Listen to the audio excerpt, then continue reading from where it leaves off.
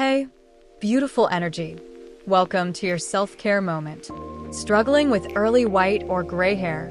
Let's bring your natural color back to life with a simple, effective home remedy that nourishes your hair from root to tip.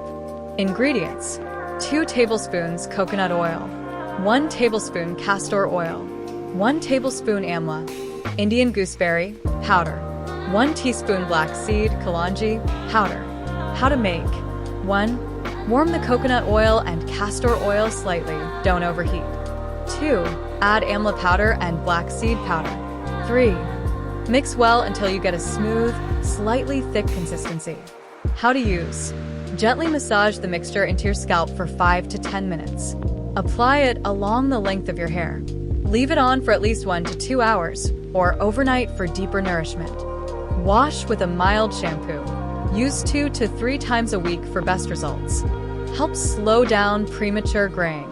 Strengthens hair roots and reduces hair fall. Deeply nourishes and adds natural shine. Improves scalp health and boosts hair growth. Consistency is your magic. Try this for a few weeks and notice the difference. Save this routine and share it with someone who deserves healthier, happier hair.